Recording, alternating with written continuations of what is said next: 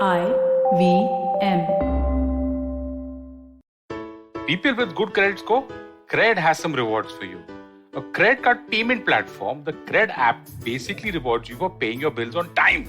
If you have a credit score of 750 or above and have a credit card, download the Cred app to make your credit card payment experience rewarding.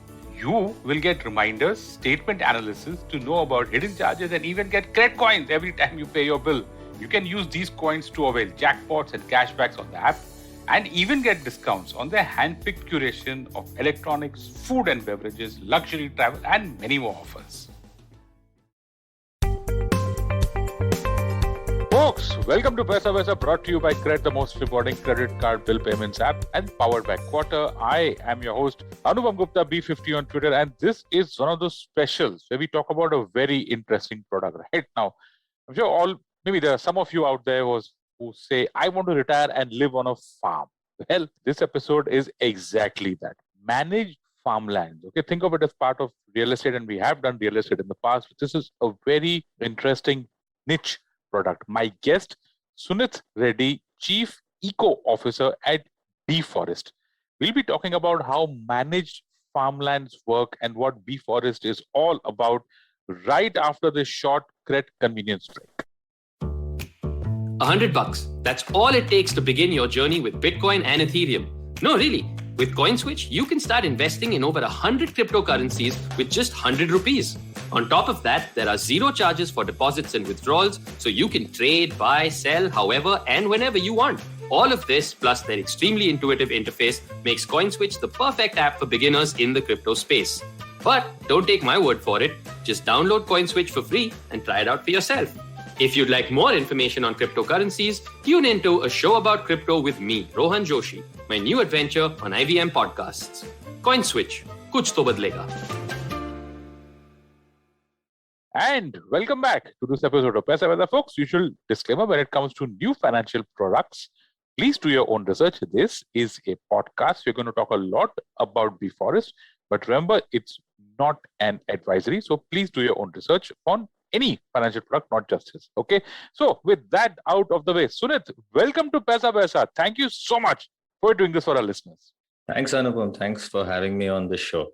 Great. Sunith, let's jump straight into it. Please explain to our listeners what exactly BeForest is and what it offers. Sure. You must have noticed that almost everyone in an urban center, be it any metro in the country, has expressed at some point the same common threads of complaints, like the air is too polluted, or a shortage of water supply in summers, flooding during monsoons. So these kind of common threads sort of started making us think, can we do something systemically different? And to do that, we knew we had to go beyond the capacity of one person. So we are trying to play enablers to the people who want to solve these problems. So in general, we see that there is a large circle of concern about these problems. But usual tendency is that we wait for someone else to solve them. Within this circle of concern lies a circle of action as well, which is much smaller, but it is those people who are looking to solve it for themselves also. A lot of people have the intent, they probably don't have the know-how or the time or the bandwidth in life to do these things. And we're trying to play this enabler where we sort out the day-to-day problems, plan the infrastructure, get the right landscape in place, create this entire farm community that is thinking of societies and communities differently. Food secure, water secure, and power secure is our mantra. We're trying to set this up for these people who are trying to solve the problems for themselves. So, okay, let me understand maybe, how the entire process works, maybe in a few steps, right? So first question out there obviously is, do you have a selection procedure or a minimum investment amount? Because this is a fairly new thing. People usually, if they go to buy a house, they'll pay a down amount, they'll take a loan, and that's a fairly well-known thing. Yours is a new product. So just walk us through step by step how the process works, say from selecting people, minimum investment amount, sign-ups, and maybe if you can just give an idea to our listeners about the properties that are already there. Sure. I'll start with how a member walks in, comes on board. See, typically each member in a collective is essentially buying a share in a large landscape. And this landscape is usually about 100 acres or more. And we do all the planning. Now, what this means is when we are looking at this landscape, we are trying to see how much land is required to support each of these families. We call that the carrying capacity. That carrying capacity, sometimes it is 1.5 acres or 2 acres. That carrying capacity will determine the ticket size of investment for a member coming in. So usually a family of 4, most locations in India is supported anywhere between 1 acre to 2.5 acres. That's typically what it works out to. We sort of add a buffer in, and looking at the farm economics and trying to make the farm viable, we have to fit it within that 50 to 70 lakh price point, where the land price itself is about a 1/3 of that. Beyond that, we feel our economics of a farm don't work. It becomes a speculative investment. So we try to stick around this price point.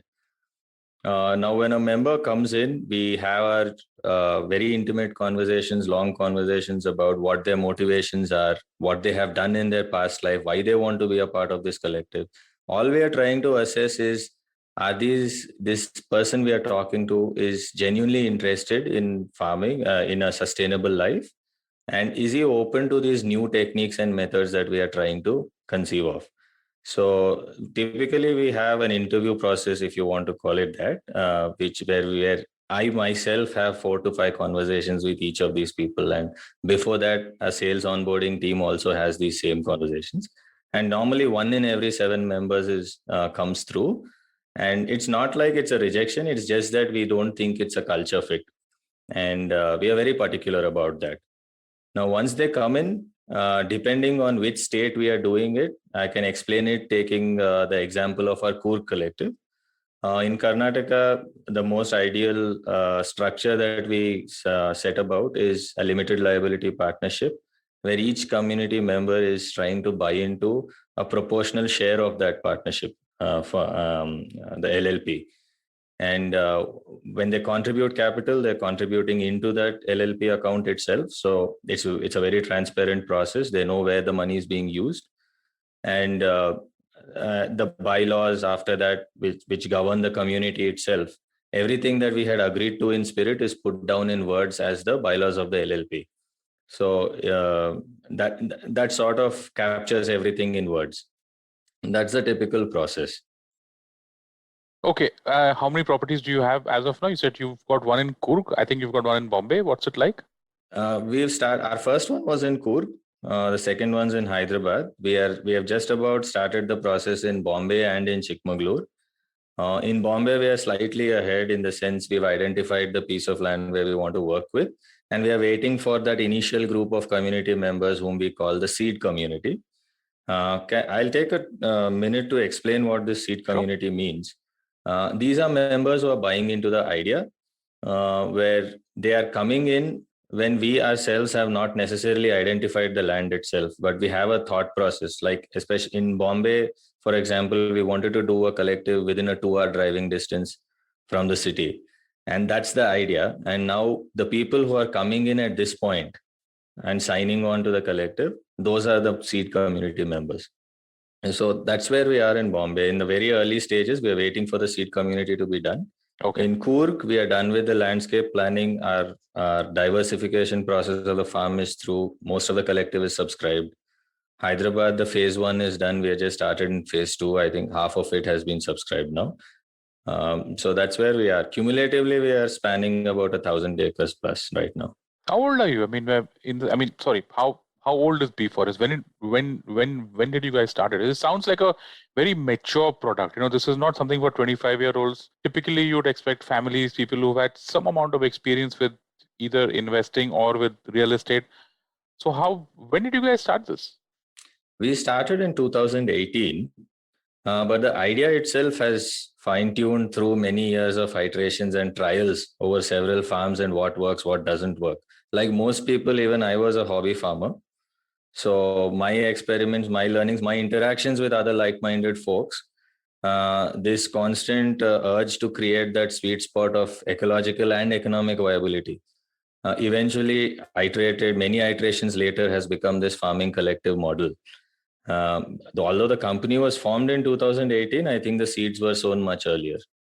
And ecological and economical. You think that's possible? I mean, It is possible, because what I've always wondered is, food being one of the most fundamental commodities, how can that production of that be unviable, perceived as unviable? And I've at least spoken to at least 500 different farmers through the early stages of our journey, where I was just surprised at the level of disappointment and fatigue, so to say, that's been coming into that segment.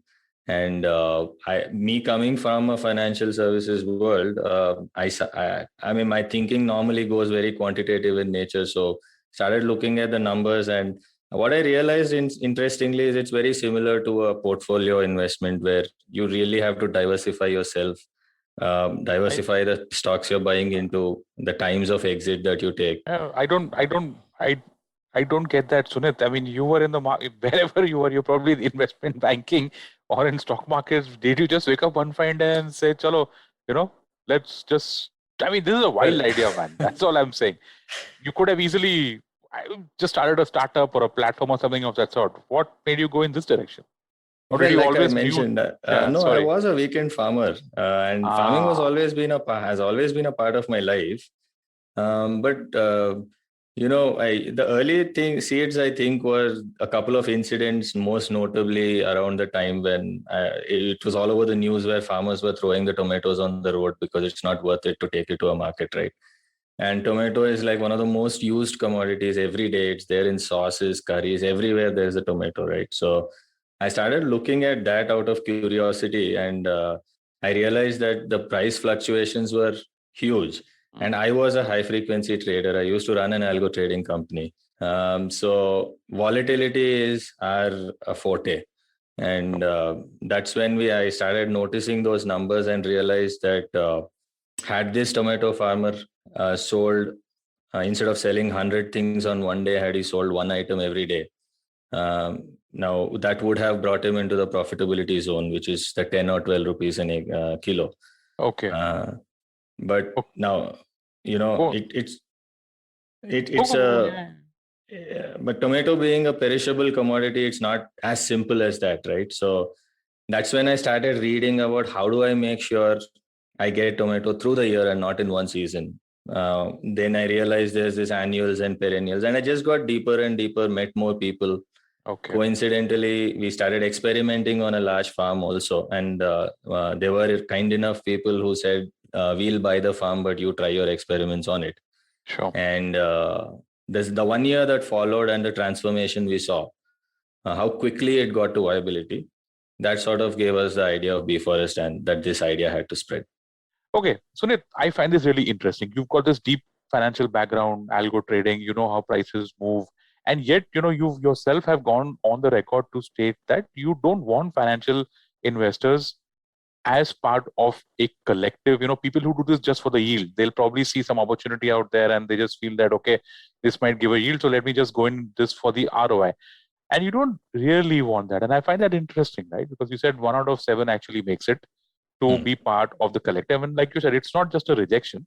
It's not a rejection. It's more of you want people on the same wavelength. Let's talk a little bit about this thing about not wanting people who are in it for return on capital or return on investment. Yeah, that's the important part. I said we don't want only financial investors, which is basically people who are looking to speculatively invest in land. So we wanted to create real value there, and not just a valuation around that piece of land. And that's why we try to focus on investment around 4 different axes, which is financial is one of them, social, natural, and inspiration. And we are really inspired by this philosophy of returns called the 4 returns framework, which was devised by a company called Common Lands. And that we are adopting that to an Indian context. And that's where we feel that real viability lies around products that can address all 4 parts of this. We want to increase the natural capital as we go. We want to increase our social capital also. We want to inspire people along the way and make money in the process. Now, when you want to do all 4, it typically is a long-term investment, so to say. You have to start thinking generationally, 10 to 15 year horizon. and not a quarterly result thing. And it's not possible to create natural capital in 3 months. So that's why we want the right set of people who understand that thesis and allow us that time frame to really come up with it. I want to just give a small example here to just put the focus back on why we think natural capital is so important. It is not some tree hugging philosophy we are talking about. In our initial studies, we were really surprised to find out that in Deccan Plateau, for example, soil carbon content has dropped over the last 40 years from 3% by weight to 0.3%. That's a 90% loss. Now, what it really means, why should we care about something like this, is every 1% of soil carbon increase is around 700,000 liters of additional water access every acre. Now, that is where the difference comes in a country like India, especially in farming, where you get all your rains in those 3 months. You want your soil to hold on to it, right? And most urban centers are suffering from that. So if we can create this natural capital over time, naturally the financial return will follow also, because your land will be highly priced, because this is one place that has enough water, enough food going on. And those are the parameters you would judge farmland on. So similarly, if you look at social capital also, you will realize that what is a big problem in land is having your neighbors secure, having people believe that this is a good thing to exist in that ecosystem. You can't just paradrop into a village and own a lot of land, having no relationship with your neighbors. Now, because of that security issue itself, a lot of people don't even look at the farmland segment. Now, if you create this social capital in the area where there's a lot of goodwill around you, there's a common drive to solve some problems, it becomes a lot more easier. And that's what we are trying to create. So you want people who understand this philosophy, or at least are open to it. Now, we can't say that we have cracked the game, but we believe that 50 motivated people together with us, I think we can do it. This is our best shot to do it. Man, I want an entire episode just on the philosophy, man, because I see a lot of similarities in urban also, right? Because if you can see the way that we're destroying our urban environment, and you've got real estate rates going in some other way, but at some point of time, they have to come together, I'm assuming. Yeah. Anyway. In fact, there's because you spoke about urban centers, right? If you take the example of Hyderabad, the city I grew up in, the water supply for the city used to come from a lake that is now part of the city as well, the Osman Sagar Lake. And soon the city became too big. It banged on a river that was a little bit away, which was the Manjira River. Now that is also too little. Now we are going to the Godavari. And I want people to start thinking, what next? Wow. What if that falls too low as well? What is the value? What's the point of putting 20,000, 30,000 per square feet value if you don't have water to drink in that building? Yeah. I mean, it's these things are going to come back to bite us all in the ass at some point of time. At least those of us staying in cities. Yeah. Let's just move on. Farming, complicated topic, right? And it's the first time that we're actually talking about this on this podcast.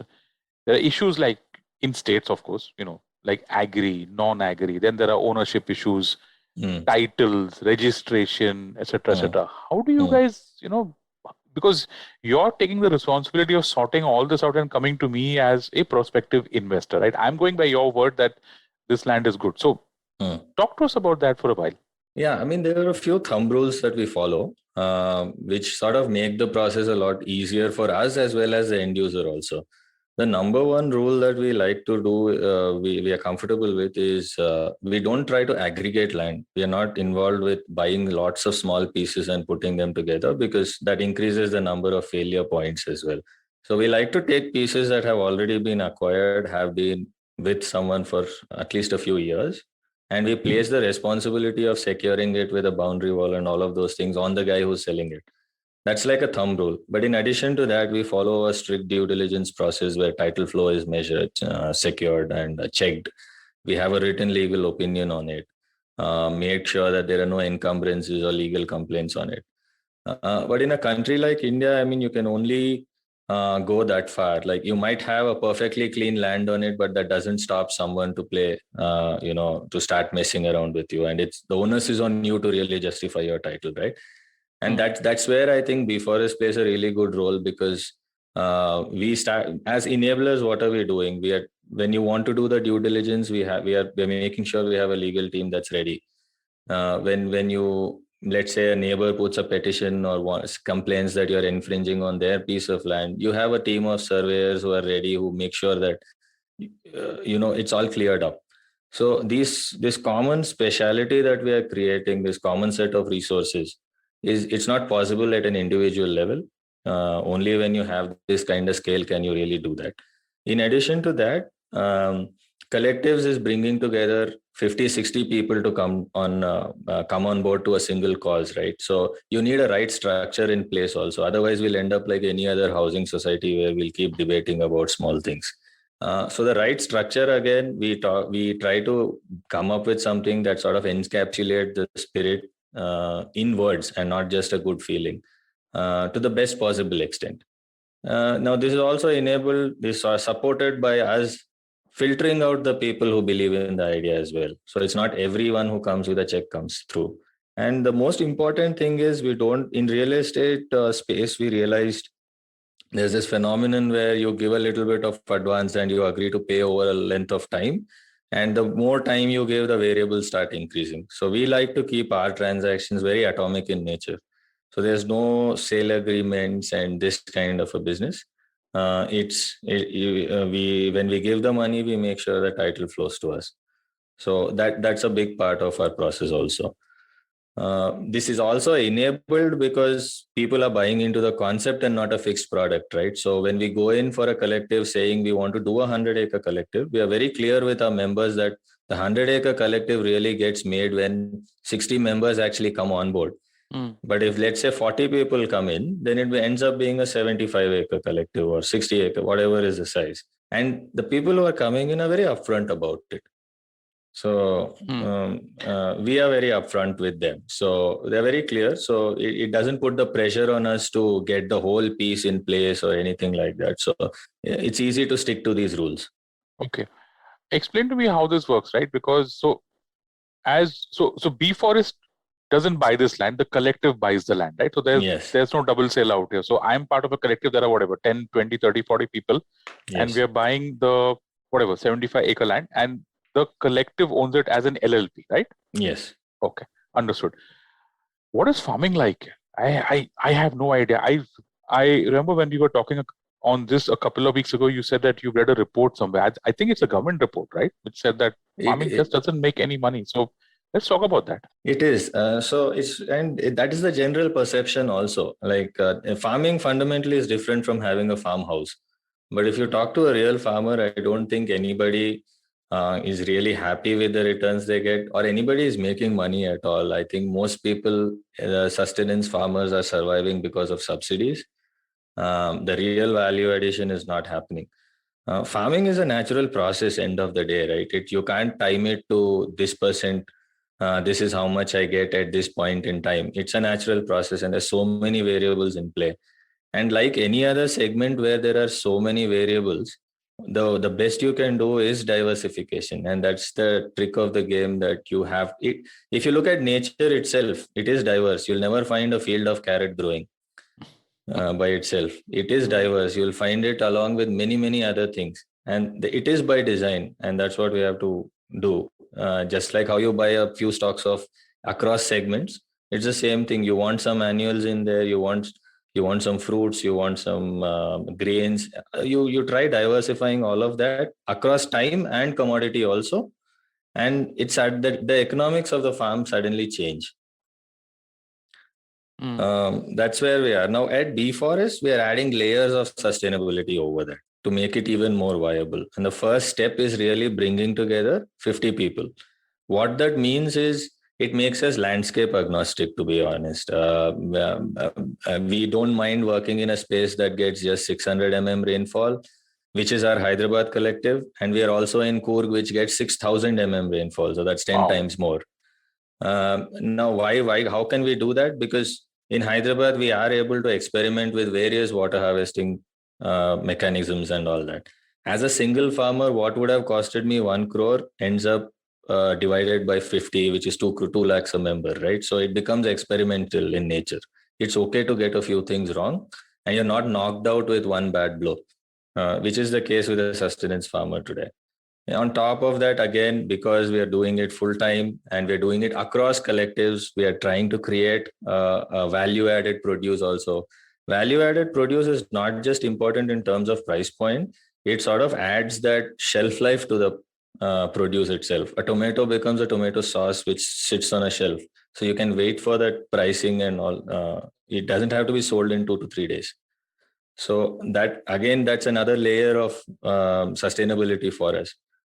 So through these different layers that we are going on adding, it becomes a lot more viable. Otherwise, as a single farmer, I find it. I personally, I would not believe a single farmer is being very successful about something. There might be a few good years. I've met many farmers who've had windfall years. So there was a papaya farmer whom I had met in Hyderabad who had made a lot of money, a few crores from his 30-acre farm. Then I met him 5 years later. I asked him, "What were you doing?" And he said, "I'm not growing papaya anymore. There's just too much pests now." Now, why did that happen? Because he's growing the same thing over and over and over. So he's prone to those pest attacks. He's not diversifying anymore, right? So if you look at a long enough horizon, it's tough to do it as an individual farmer.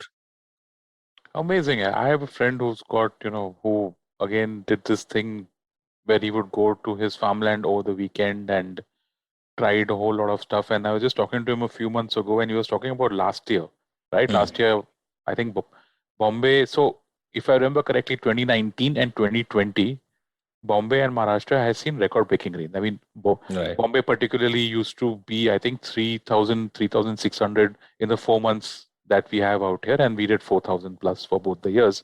And on the outskirts of Bombay, also, it's typically a little bit heavier. His stuff was wiped out. And he was telling me that he's probably gone back, I don't know, 5, 6, 7 years. I mean, does that happen? I mean, is that the extent of how wild these swings can be?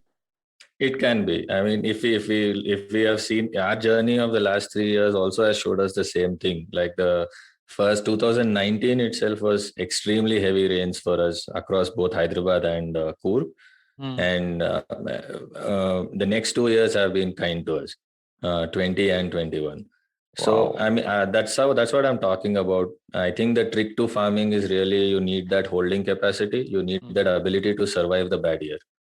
But if you look at a long enough horizon, if you're planning 10, 12 years, that kind of a horizon, it's easily a 5 to 6% at least, and you can even aim for maybe a 10% financial return on it also. The natural capital is, of course, you keep adding that, it'll compare to any other asset class. Yeah, I was just thinking about this very unidimensional point of view that a lot of people, especially in the stock markets, have about agri income being taxed on. Right? Having this conversation makes me realize that agri income being tax free is actually it does make a big difference, right? Yes, it does, because not just agri income, even sale of agriculture land also does attract zero capital gains. So in that sense, also it's you have to look at appreciation in a very different viewpoint, right? Because you're not paying that slice away. And same thing goes for the regular operational income that you get as well. It is money in your bank, as there's no taxation on it. Of course, it's used in a lot of wrong ways as well, but we try to keep things clean on our side.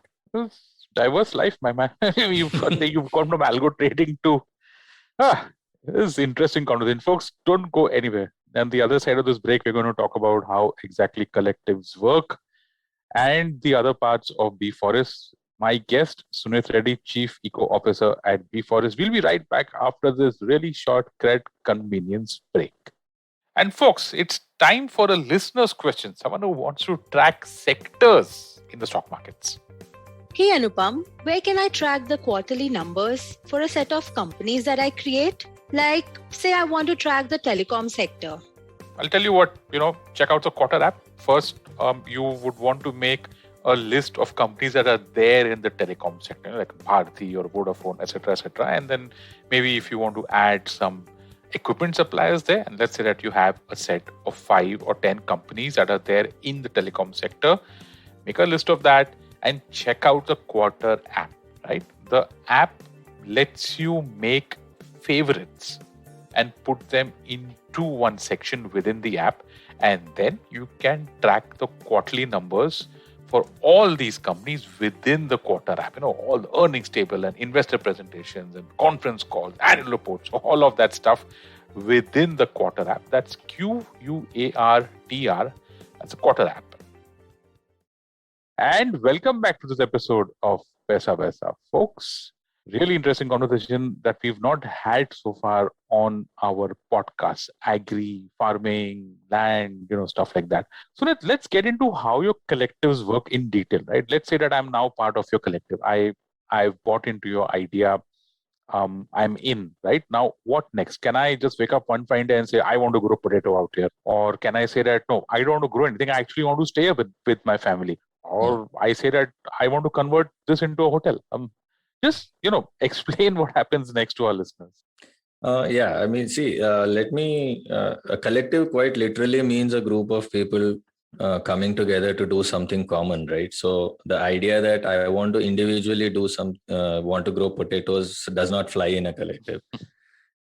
So what we really do is we have these quarterly meetings where the inactive members are also joining us. There are obviously some members who are more active than the others, who are part of various committees. Like each collective would have a finance committee, they would have a management committee, and so on, who would sort of play the role of a representative to the rest of the people and present those views. Now, Bee Forest is more like a CEO to the place, and the members own the place.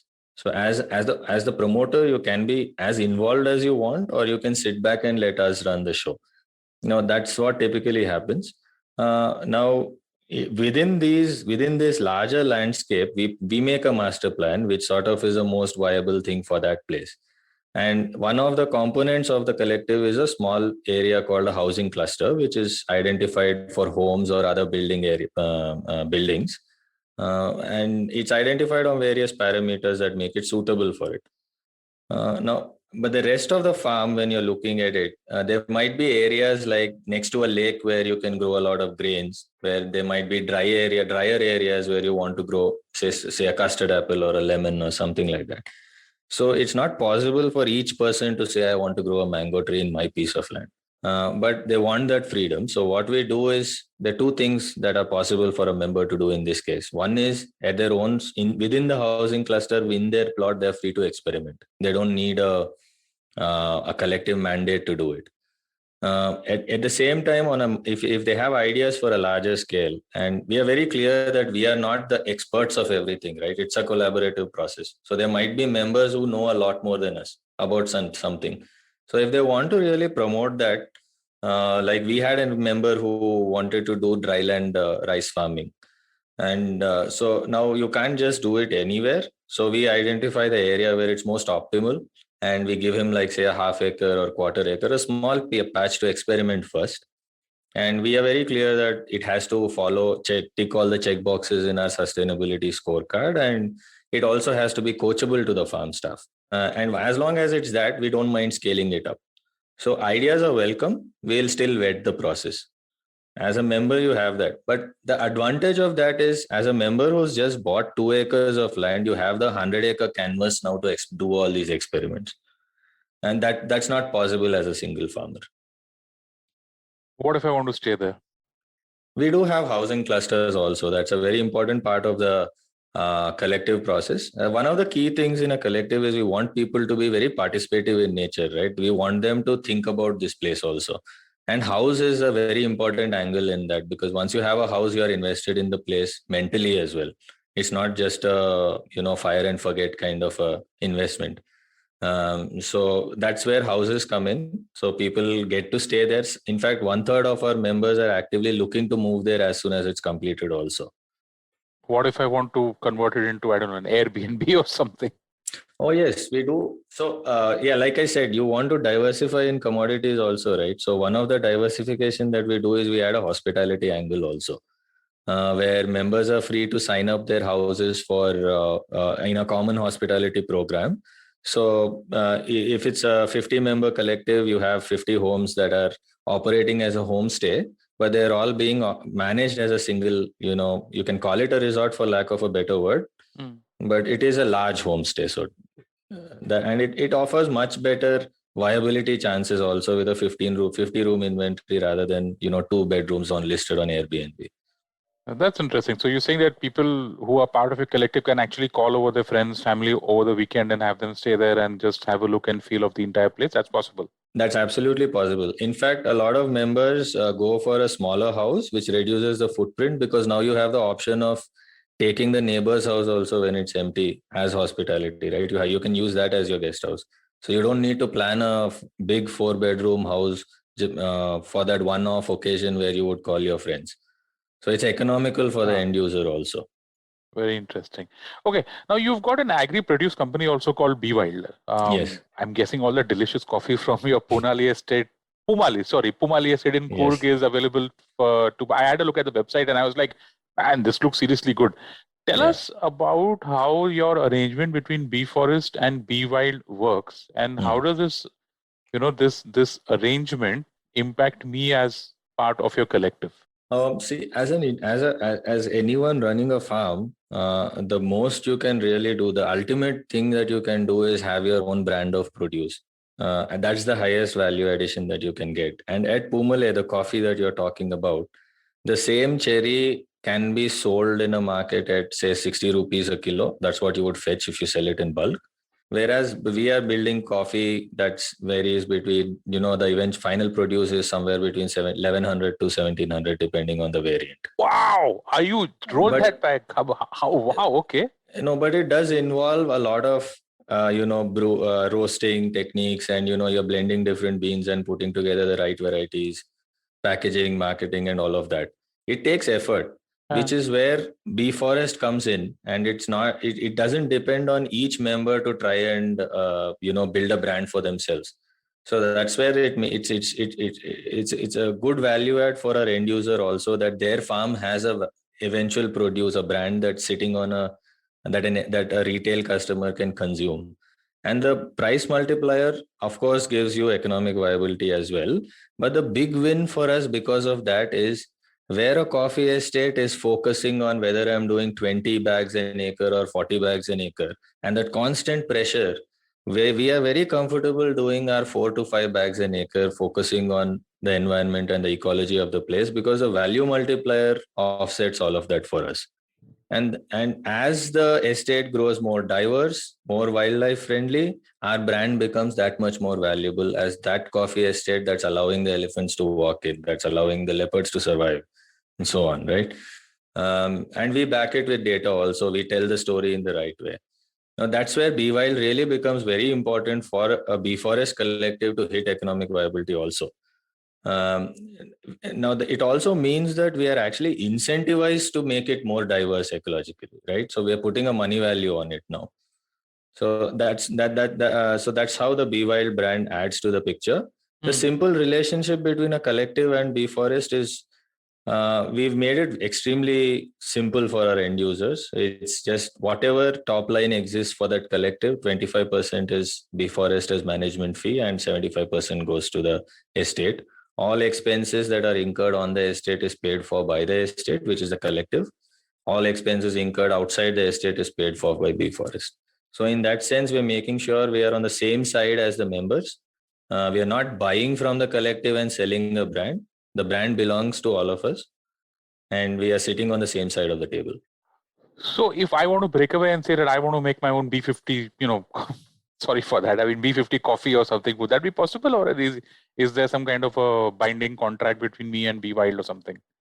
No, it's even better. Individually for you to make even if you have the time and bandwidth, it's a lot of effort to create a brand on your own, right? As an individual. Yeah.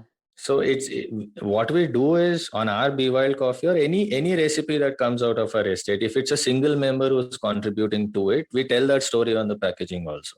Wow. So we did this experiment of Amla pickle as well, which one of our members had suggested, had told the recipe to us. And we actually wrote who it was, what the story is. We didn't reveal how it is made, of course, but we tell that this is an heirloom recipe that's been handed down through generations of the Patlola family and so on. What's it taste like? It's good? It tasted good, so we asked them to give it to us. And I think Sohail had reached out to me for the coffee. I might just consider his offer. My God, that sounds really good. Okay. Moving forward, Sunit, what if I want out? I've changed my mind. I don't know. So, Right. what if I want to sell my share? Is there any lock-in, penalty, charges, cost, anything of that sort? Oh, no. So the usual registration and stamp duty charges are there when you come in. It's not a B4S charge, but most people who are coming in are looking at a long-term investment. They're not looking to get out. But of course, there have been exits, especially in a COVID time. There have been emergencies and things have changed now. So we have catered to some. It's like any other piece of any other property that you buy. You buy into it, you sell it. The LLP, the partnership is all paperwork that we are facilitating to get the right structure in place. The only rule we enforce is when you decide to exit, you make a first offer to the rest of the members. And they have the first right to refuse. And only when nobody has expressed interest in 1 month, that's when you can offer it to the rest of the world. So that's the only thing. And what typically happens is we are not building a complex with 2,000 people living in it, right? We're just talking about 50, 60 people. So it fills up really fast and the interest continues. So we have a wait list usually. So when someone wants to exit, it's a very easy process also, because there are people who are looking to participate. Because the difference in the collective and any other project or a farm plot project is very apparent to people. So that wait list makes it happen really fast also.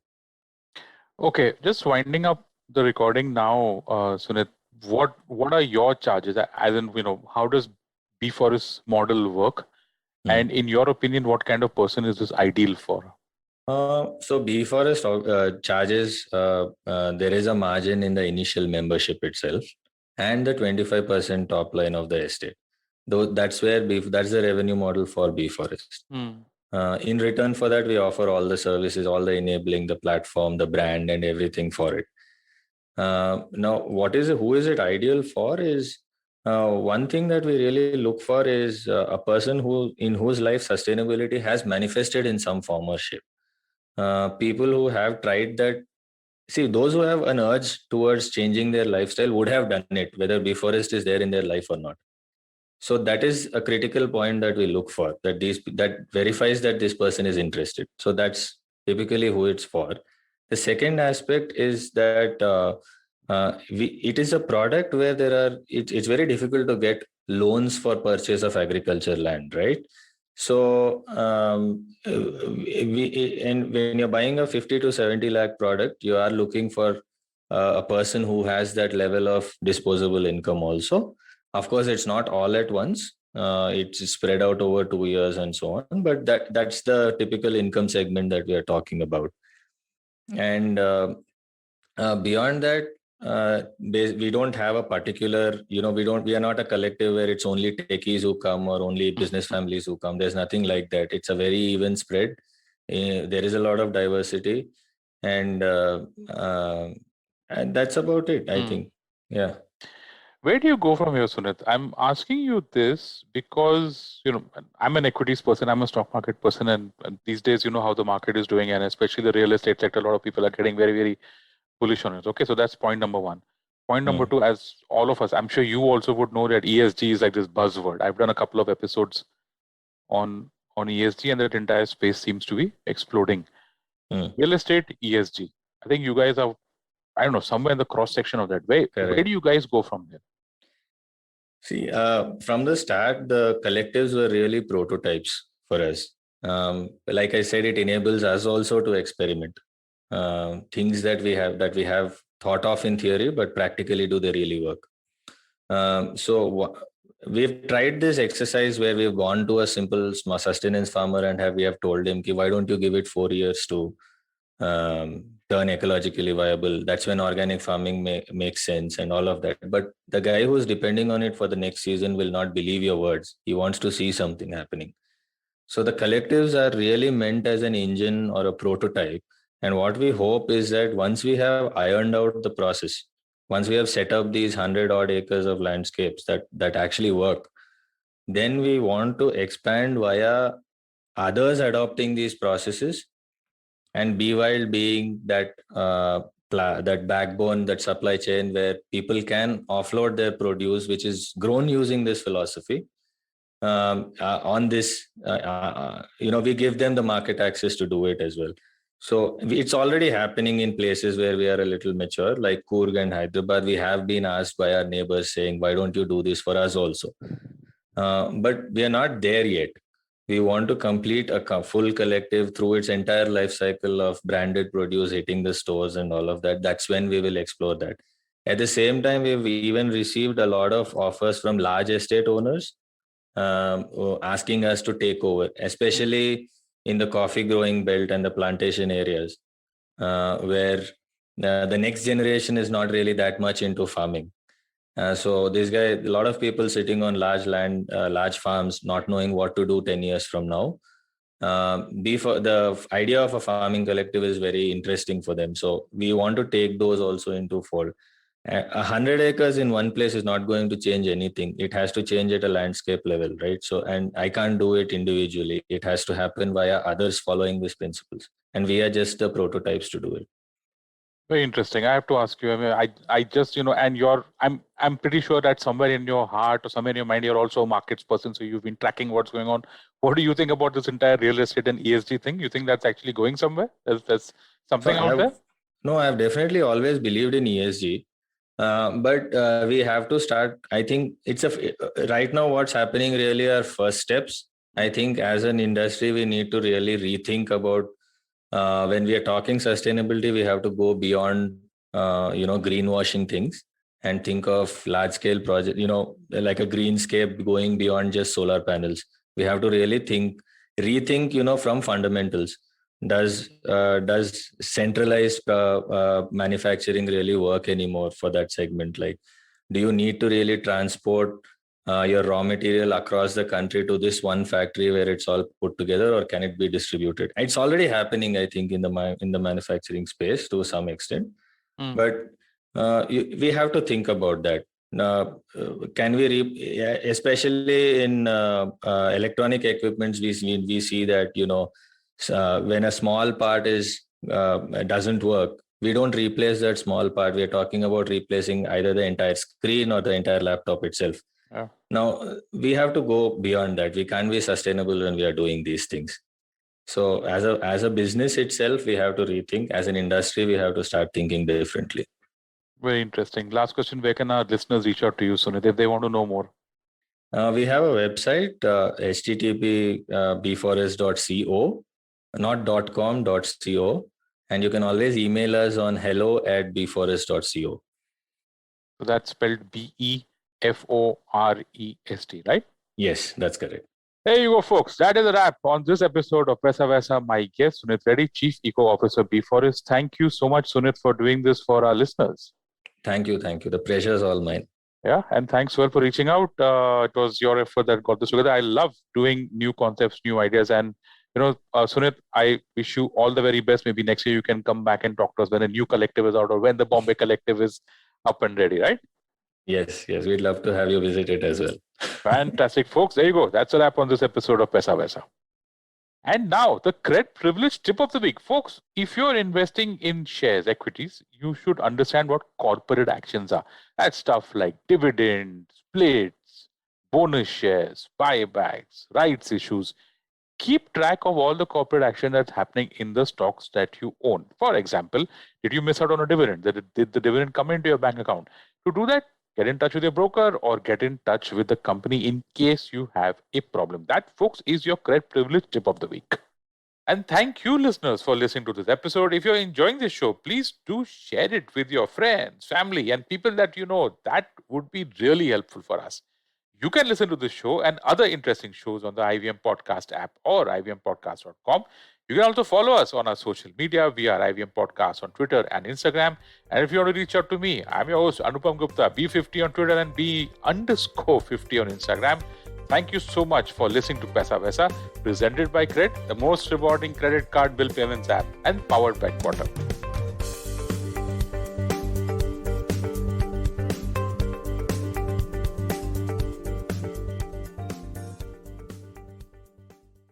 No material on this show should be considered as financial advice. The material on this show is for informational purposes only. Please consult a financial advisor before taking any investment decision. Hi everybody, just wanted to ask everyone for a quick favor. We're running a brand survey right now and would really appreciate it if you could let us know what you think about the advertising on IVM. Go to ivmpodcast.com/survey and do let us know. As part of this, we'll be selecting 10 random participants and sending them some IVM swag, so do fill out those surveys. Hey everybody, it's been a great week on the IVM Podcast Network. On a show about crypto, Rohan Joshi is joined by Jayanti Kanani, co-founder and CEO of Matic Network, to discuss crypto and blockchain inventions in India. On Audio Gayan, Kedar and Avindeep talk to one of India's most experienced designers, Rush Bhatt, the co-founder of ClearTrip. On The Longest Constitution, Priya takes us through religious personal laws and the criminalization of triple talaq. On Niyata, Anirudh tells us how the Mughals transformed from a warband into an empire. Why is cringe watching so addictive and viral? On Smarter with Sid, Siddharth covers cringe watching from 4 perspectives: creators, individuals, communities, and brands. Do follow us on social media. We're IVM Podcast on Twitter, Facebook, Instagram, and LinkedIn. And remember, if you're enjoying this show or any of other shows for that matter, please do tell a friend. And finally, we'd like to thank our sponsors this week: Cred, Bank of Baroda, Quarter, CoinSwitch, Kuber, Slay Coffee, Intel, Kotak Mahindra Bank, and Oxfam India. Thank you so much for making this possible. Do you know Tamil? Tamil Puriyuma? Do your children enjoy great stories that inculcate good values?